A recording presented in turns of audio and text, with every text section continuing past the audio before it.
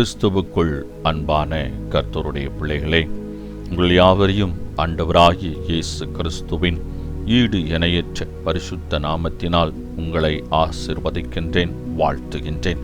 கர்த்தர்தாமே இந்த நாளில் நீங்கள் எதிர்பார்க்கிற நன்மைகளை அற்புதமாக அதிசயமாக உங்கள் வாழ்வில் நடப்பித்து நீங்கள் இம்மையில் சுகித்திருக்கவும் மறுமையில் நிலைவாழ்வை பெற்றுக்கொள்ள அனுக்கிரகம் தருவாராக. தினம் ஒரு மிஷனரி என்கின்ற தலைப்பில் இந்த நாளிலே நாம் பார்க்க இருக்கிற மிஷனருடைய பெயர் அகஸ்டின் சாலியன்ஸ்.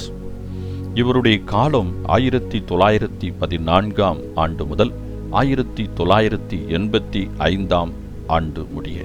இவருடைய நாடு இந்தியா, இவருடைய தரிசன பூமி இந்தியா. ஆண்டவர் ஒருவரை தம் பணிக்கு அழைக்கும் போது அவரின் திறமைகளை கண்டு அழைப்பதில்லை, மாறாக அவரை அழைத்து திறமைகளை அவர்களுக்கு தருகிறார்.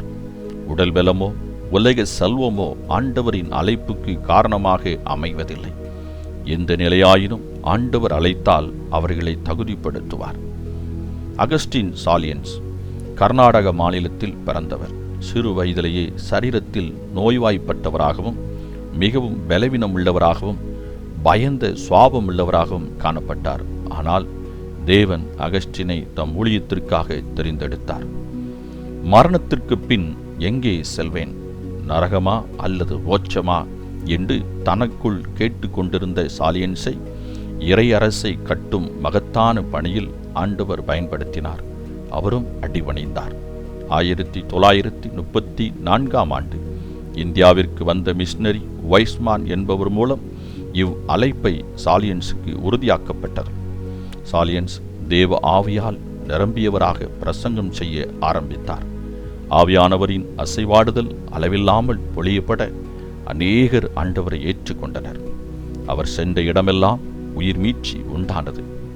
இவர் எங்கு பேசினாலும் அவர் பிரசங்கத்தில் கன்னங்களில் கண்ணீர் வழிந்தோடிக்கொண்டே இருக்கும்.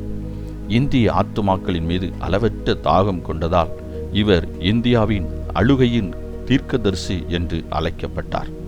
1971 ஆண்டு கிறிஸ்துவின் தூதுவர்கள் என்ற நிறுவனத்தில் இயக்குநராக பொறுப்பேற்று ஆயிரக்கணக்கானோருக்கு ரட்சிப்பின் செய்தியை இயன்ற மட்டும் கூறி 1985 ஆண்டு இறைவாதம் அடைந்தார். அன்பானவர்களிலே, உமது பலவீனங்களை ஆண்டவர் மாற்றி தம் பணிக்கு பயன்படுத்த அர்ப்பணிப்பீரா? பிரான்சிஸ் சேவியர் இவ்விதமாக சொல்லுகிறார்: கடவுளை அறியாத மக்கள் கூட்டம் பூமியில் இருக்கிறது என்று நான் அறிவேனானால் நான் ஒருபோதும் இளைப்பாற முடியாது என்கின்றார். அன்பானவர்களே, இந்த அகஸ்டின் சாலியன்ஸ் ஒரு பலவீனமுள்ள மனிதனாக இருந்தாலும் ஊழியத்துக்கு என்று கர்த்தர் யாரை தெரிந்து கொள்கிறார்களோ அவர்களை அழைத்து அதற்கான பலத்தை சத்துவத்தை கர்த்தர் தாமே கொடுக்கின்றார். நாம் அநேக நேரங்களில் நினைக்கிறோம், எல்லா தகுதி இருந்தால்தான் நான் ஊழியத்தை செய்ய முடியும் என்று. இல்லை, ஊழியத்தை செய்யும் வாஞ்சை நமக்குள் அனலாய் பற்றி எரியும் பொழுது அதற்கான பலத்தை சத்துவத்தை கர்த்தராய் இயேசுதாமே நமக்கு தந்து நம்மை வழி நடத்துகிறவராக இருக்கின்றார். அது மாத்திரமல்ல, இவர் இந்திய மக்கள் மீது மிகுந்த தாகம் கொண்டவராய் காணப்பட்டிருக்கின்றார்.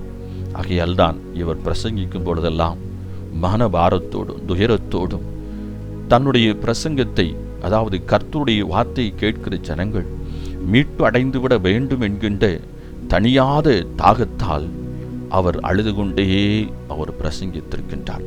ஆகவேதான் இவர் ஒரு அழுகையின் தீர்க்கதரிசி என்றும் அழைக்கப்பட்டிருக்கின்றார். அருமையானவர்களை, நமக்குள் அழிந்து போகிற ஆத்துமாவை குறித்த தாகம் எப்படி இருக்கின்றது? இயேசுவின் அன்பு எவ்வளவு மேலானது தெரியுமா? ஒரு மனிதனுக்குள், ஒரு மனுஷிக்குள் கிறிஸ்து இயேசுவின் அன்பு வரும்போது அவன் வாழ்க்கையில் மிகுந்த சந்தோஷம் ஏற்படுகின்றது. அந்த சந்தோஷத்தை கொடுக்கிற பணியை கர்த்தர் நம்மிடத்தில் கொடுத்திருக்கின்றார்.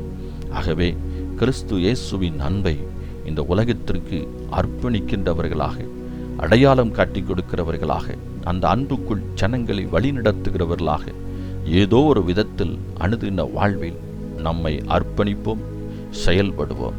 கிறிஸ்து இயேசுதாமே உங்களை ஆசீர்வதிப்பாராக. இந்த நாளின் தியானத்துக்குரிய வேத பகுதி 2 சாமுவேல் 2ஆம் அதிகாரம், எரேமியா 8ஆம் அதிகாரம், மத்தேயு 19ஆம் அதிகாரம். இந்த வேத பகுதியிலே வாசித்து கர்த்தருடைய ஆசீர்வாதத்தை பெற்றுக்கொள்ளுங்கள். கர்த்தர் தாமே உங்களை ஆசீர்வதிப்பாராக. ஆமென்.